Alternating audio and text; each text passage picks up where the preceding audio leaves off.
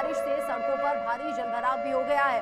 कई ऐसे अंडरपास हैं जो पानी से लबालब भर गए हैं, यानी गाड़ी अगर जाए तो पूरी की पूरी उस पानी में समा जाए, इसलिए उन अंडरपास को बंद किया गया है। मुंबई जहां पर बारिश ने फिर से परेशानी बढ़ा दी है और मुंबई में भारी बारिश हुई है और वो भी लगातार हुई है। ऐसे में नदियां सैलाब जैसी नजर आ रही हैं, नदियां समंदर जैसी भरी हुई नजर आ रही हैं।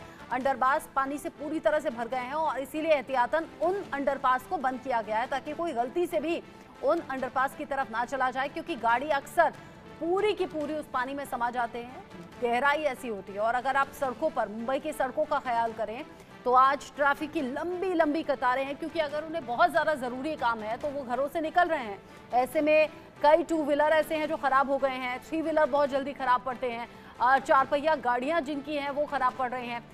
कई ऐसी सोसाइटी हैं जहाँ पर पूरी तरह से पानी भरा हुआ है। बारिश के इन हालात पर मुंबई से मेरे साथ में प्रथमेश मोटांगले जुड़ गए हैं। गाजियाबाद का हाल अनिल के जरिए हम जानेंगे, साथ ही साथ नोएडा से महेंद्र रुमाई मेरे साथ में जुड़े हुए हैं। प्रथमेश, सबसे पहले आपका रुख कर रही हूँ। मुंबई जो हर बारिश में ये कहिए कि दावों की पोल खोल देती है, मुंबई में आज भी ऐसी ही तस्वीरें, घंटों से लोग सड़कों पर हैं, जाम में फंसे हुए हैं, जहां तहां गाड़ियां खराब हो गई हैं। जी बिल्कुल, सुबह से ही मुंबई में बारिश हो रही है और इसका जो नतीजा है वो सड़कों पे दिख रहा है। वाटर लॉगिंग की जो स्थिति है वो फिलहाल सड़कों पे दिख रही है। फिलहाल मैं विजुअल के जरिए सीधा आपको दिखाना चाहूंगा कि किस तरीके से वाटर लॉगिंग की जो स्थिति है यहाँ पर दिखाई दे रही है और किस तरीके से जो पानी है फिलहाल घुटनों तक यहाँ पर जो पानी है फिलहाल यहाँ पर भर चुका है। और विजुअल के जरिए भी फिलहाल आप देख सकते हैं कि बहुत ज्यादा पानी यहाँ पर भर चुका है। ये है अंधेरी सबवे जिसे यहाँ पर जो है बंद कर दिया गया है, क्योंकि जिस तरीके से पूरा पानी यहाँ पर भर गया है, लगातार कुछ घंटों से यहाँ पर बारिश हो रही थी, उसके कारण जो है पानी यहाँ पर भर चुका है और यहाँ से जो आवाजावन है वो बंद कर दिया गया है। फिलहाल जो है मुंबई पुलिस की जो कर्मचारी है वो भी यहाँ पर मौजूद है और लगातार जो सिचुएशन का जायजा ले रहे हैं। और अगर मैं बात करूं बीएमसी की, तो बीएमसी के लोग भी यहाँ पर मौजूद है। लगातार यहाँ पर भी पंप लगाए गए हैं ताकि जो ये पानी है जल्दी से जल्दी निकल सके। और फिलहाल जो है आईएमडी की तरफ से कुछ घंटों का फिलहाल मुंबई में अलर्ट घोषित कर दिया गया है। ऑरेंज अलर्ट में फिलहाल मुंबई को रखा गया है, क्योंकि जिस तरीके से सुबह से मूसलाधार जो बारिश है वो यहाँ पर हो रही है, जिसके कारण यहाँ पर जो है जल भराव की स्थिति हमें देखने को मिल रही है। फिलहाल जो यातायात है पूरी तरह प्रभावित है। फिलहाल जो लंबी से जो ट्रैफिक है वो ट्रैफिक हमें देखने को मिलती है। लगातार यहाँ पर जो ट्रैफिक है वो यहाँ पर देखने मिल रही है। जो सेवाएं है, ट्रेन सेवा है, उस पर भी कहीं ना कहीं प्रभाव मिल रहा है, प्रभावित है। कहीं ना कहीं पर जो ट्रेन है वो 5 से 10 मिनट या 15 मिनट यहाँ से लेट शुरू है। फिलहाल जो है बारिश का कहीं पर भी लोगों को, मुंबईकर को राहत नहीं दिखाई दे रही थी। इस बारिश ने मुसीबत बहुत ज्यादा बढ़ा दी है। बारिश से सड़कों पर भारी जलभराव, कई सोसाइटी जिनके घरों तक पानी घुस गया। ऐसे में सड़कों पर लोगों को समझ में नहीं आ रहा कि अगला कदम कहाँ रखें। गाड़ियां खराब हो रही हैं, पैदल जाने में भी रिस्क बहुत ज्यादा है। अब इधर दिल्ली एनसीआर का रुख कर लेते हैं। महेंद्र रुमाही मेरे साथ नोएडा से हैं और गाजियाबाद से अनिल चौधरी हैं।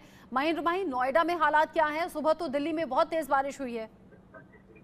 बिल्कुल, देखिए कल भी जिस तरीके से सुबह के वक्त बारिश हुई थी और आज भी बारिश हुई, तो मगर उसके बाद जिस तरीके से चिलचिलाती धूप है, लोग अब उससे काफी परेशान नजर आ रहे हैं। सुबह के वक्त जो मौसम था काफी सुहावना हो गया था।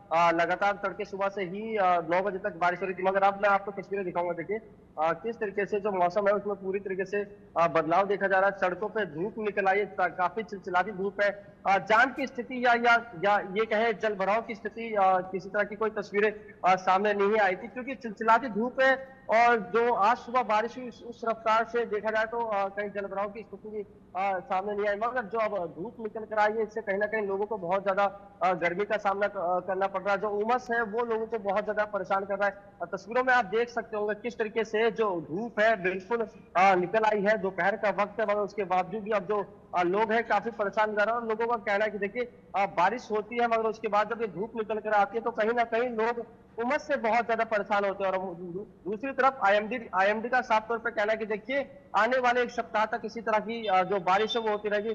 अच्छी बात यह है कि देखिए इस बारिश से जो एक्यूआई है, यानी कि जो एयर क्वालिटी इंडेक्स है, उसमें काफी सुधार देखा गया है। आम दिनों में दिल्ली एनसीआर का जो एक्यूआई होता है 250 के आसपास होता है, जो कि बेहद ही खतरनाक श्रेणी में होता है। फिलहाल अगर बात करें तो मौजूदा जो एक्यूआई है 70 से 80 है और कुछ ऐसे इलाके जहाँ 100 है, यानी कि बारिश से काफी राहत है। धान की रोपाई हुई है तो कुछ किसानों को इसका फायदा मिल रहा है और कुछ किसान और जो बरसात है देखने को मिलेगा। जी, बड़ी परेशानी शहरी इलाकों में भी है, ग्रामीण इलाकों में भी है। ग्रामीण इलाके जहां पर कच्ची सड़क है या फिर कच्चे मकान है, वो बारिश की वजह से बहुत ज़्यादा यहाँ परेशानी झेल रहे हैं। साथ ही साथ जो तटीय इलाके हैं वहाँ तो पूरे के पूरे घर डूब गए हैं। और जैसा महेंद्र ने कहा कि किसानों की बड़ी यहाँ पर परेशानी बढ़ गई है, क्योंकि तटीय इलाकों पर जो खेत हैं वहाँ लबालब पानी भरने से फसलों को भी नुकसान और ज़मीन का भी नुकसान। कई बार जो ज़मीन है वो कटकर पानी में समाने लगती है। अनिल मेरे साथ में। अनिल, गाजियाबाद में अभी मौसम कैसा है और सुबह क्या हालात थे?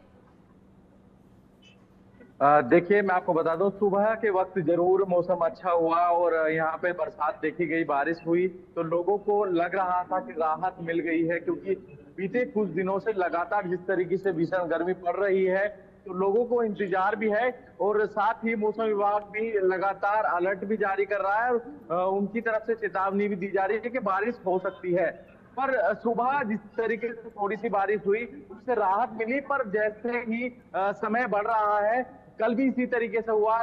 सुबह के वक्त बारिश हुई, फिर दोपहर में जो है धूप निकल आई और ऐसे ही फिलहाल अब भी हुआ है। चिलचिलाती धूप निकल आई है। उमस भरी गर्मी से एक बार फिर लोग परेशान हो रहे हैं। लोग बचने के लिए छाता, एक बार सुबह जो छाता बारिश से बचने के लिए इस्तेमाल कर रहे थे, अब धूप से बचने के लिए इस्तेमाल करते हुए दिखाई दे रहे हैं। वही जी, सड़कों का हाल क्या है?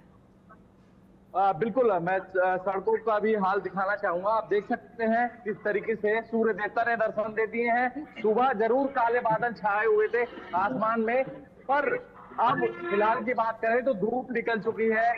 लोग जो है मजबूरी भी है घर से बाहर निकलना, क्योंकि दिल्ली एनसीआर के जो लोग हैं नौकरी पेशे वाले हैं, तो कहीं ना कहीं काम पर निकल रहे हैं, पर धूप ज्यादा है। तो फिलहाल गर्मी एक बार फिर जो है टेम्परेचर बढ़ता जा रहा है और ये टेम्परेचर आम जनता को बेहद परेशान भी गाजियाबाद में कर रहा है। लोगों को लग रहा था कि राहत जरूर मिल जाएगी। अच्छा, ये जो थोड़ी सी बारिश होती है उससे ह्यूमिडिटी की परेशानी भी आ जाती है। महेंद्र माहियो और दिल्ली एनसीआर के लोग खासतौर पर इस परेशानी को देख रहे हैं। जब से मानसून की शुरुआत हुई है, थोड़ी देर बारिश होती है, फिर तेज धूप निकल आती है और जो गर्मी और उमस है वो पहले से कहीं ज्यादा बढ़ जाती है। क्या ऐसा हाल अभी नोएडा में है या अभी थोड़ी राहत है? नहीं, बिल्कुल आपने बिल्कुल सही कहा। उमस से जो दिल्ली एनसीआर के लोग काफी परेशान नजर आ रहे हैं। बेशक जो टेम्परेचर है वो 30 के आसपास देखा गया, मगर जो उमस है, ह्यूमिडिटी है, उसमें लोगों को बहुत ज्यादा परेशान कर रखा है। लोग सड़कों पे निकल रहे हैं तो बहुत ज्यादा परेशान है। या तो वो पानी का सहारा ले रहे हैं या जो कुछ और खाने पीने का सहारा ले रहे हैं। मगर जो ये बारिश रुक रुक के होती है सुबह के वक्त, तड़के सुबह जब लोगों की आंख खुलती तो देखते हैं बारिश होती है, मगर जैसे ही वो दफ्तर जाते हैं, दफ्तर से फिर बाहर आते तो कहीं ना कहीं ये भीषण गर्मी, उसके साथ ये चिपचिपापन बहुत ज्यादा लोगों को परेशान कर रहा है। और ये भी कहा जा रहा है कि आने वाले एक सप्ताह तक दिल्ली एनसीआर में इसी तरह की बारिश होगी, यानी कि अभी दिल्ली एनसीआर के लोगों को और ज्यादा एक तरीके से परेशानी का सामना करना पड़ सकता है। आप कुछ सोचिए, सुबह के वक्त जो बारिश होती है, मगर उसके जैसे ही 10 बजते हैं उसके बाद जो सूर्य देवता होते हैं वो अपने दर्शन दे देते हैं और चिलचिलाती धूप में लोग कहीं ना कहीं बहुत ज्यादा परेशान होते हैं। सबसे ज्यादा अगर कोई प्रभाव किसी पर पड़ता है तो जो लेबर क्लास होता है, जो पूरे दिन मजदूरी करता है या जो बड़ी बड़ी इमारतों में काम करते हैं, उनको बहुत ज्यादा तकलीफें होती है। खासकर में अगर आप ग्रामीण क्षेत्रों में जाएंगे तो वहां बिजली कटौती की समस्या बहुत हो रही है। तो एक तरफ बारिश से राहत तो लोगों को नहीं मिल रही और दूसरी तरफ चिलचिलाती धूप और जो उमस है उससे काफी लोग परेशान है। ऐसे में इस मौसम में लोग बहुत ज्यादा बीमार पड़ते हैं, क्योंकि सुबह के वक्त मौसम ठंडा होता है और 10 बजे के बाद दोबारा जो मौसम होता है काफी गर्म हो जाता है। ऐसे में लोगों को समझना चाहिए कि बारिश में ना भीगे और कोशिश करें कि ठंडा गर्म का सेवन ना करें। अगर आप करते हैं तो इससे आपकी तबियत, क्योंकि बरसात जब आती है तो अपने साथ बीमारियां बहुत सी ले आती है। ये जो जहां तहां पानी भर जाता है, मच्छर और गंदगी उसमें पनपती है और इसी बारिश के सीजन में बहुत सी बीमारियां अलग अलग तरीके से लोगों को घेर लेती है। प्रथमेश, यानी अभी बारिश और जलभराव की दिक्कत लोग झेलेंगे और उसके बाद हो सकता है बरसात के पानी से होने वाली या गंदगी से होने वाली बीमारियों से भी घिर जाए। अजीत पवार की तस्वीरें थोड़ी देर पहले सामने आई हैं। वो अधिकारियों के साथ मीटिंग कर रहे हैं, बारिश के हालात का जायजा ले रहे हैं, समीक्षा कर रहे हैं। क्या कुछ अपडेट आया उसको लेकर? कोई इंस्ट्रक्शंस दिए गए हैं क्या? जी बिल्कुल, पुणे में अगर बात करूं तो पुणे की ये जो तस्वीर आई थी अजीत पवार की, जिस तरीके से पुणे में एक फ्लड जैसी सिचुएशन फिलहाल बन गई है पुणे में,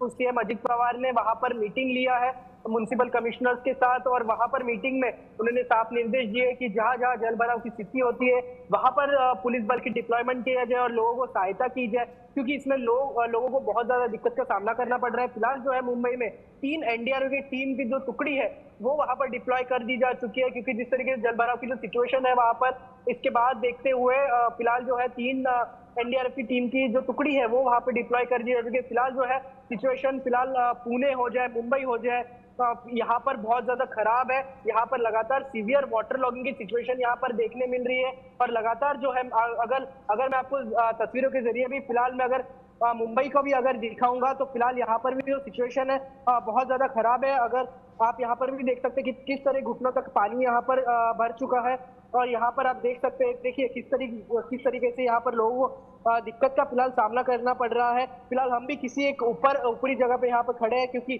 जिस तरीके से जो पानी का वाटर फ्लो है बहुत ज्यादा है।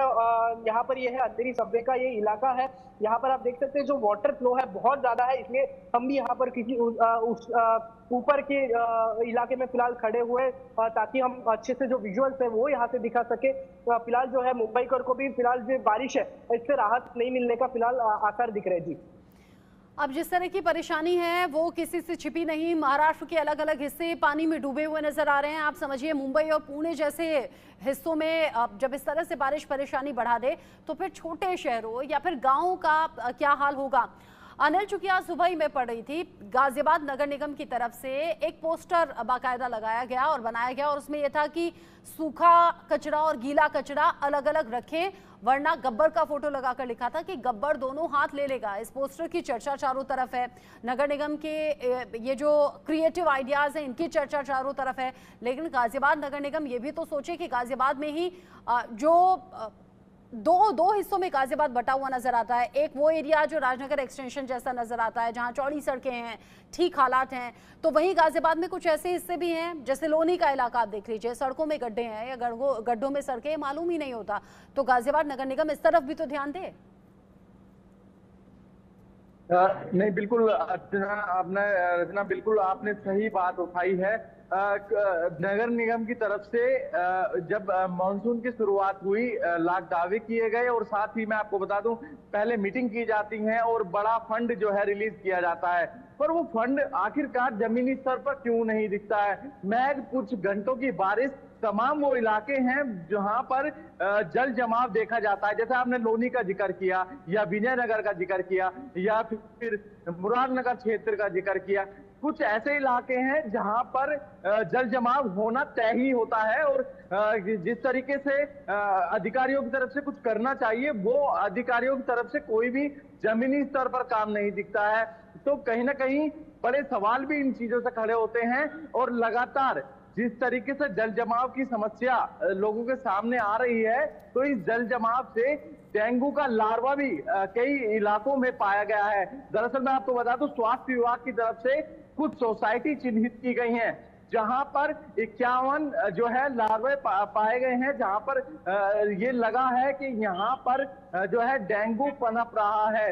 चाहे वो गोल्ड सोसाइटी की बात करें या विजयनगर के कुछ इलाकों की बात करें, कुछ ऐसे इलाकों का जिक्र जो है स्वास्थ्य विभाग ने किया है जहां पर डेंगू का लार्वा पाया गया है। तो आप समझ सकते हैं इस बरसात के साथ साथ अब डेंगू भी फैल सकता है यदि नगर निगम इस ओर ध्यान नहीं देता है। बारिश का यही वो सीजन होता है जब डेंगू मलेरिया पांव पसारते हैं, गंदगी में ये लार्वा पनपता है, और उसकी वजह से फिर कितनी बड़ी परेशानी न सिर्फ आम लोगों को होती है बल्कि शासन प्रशासन को भी होती है।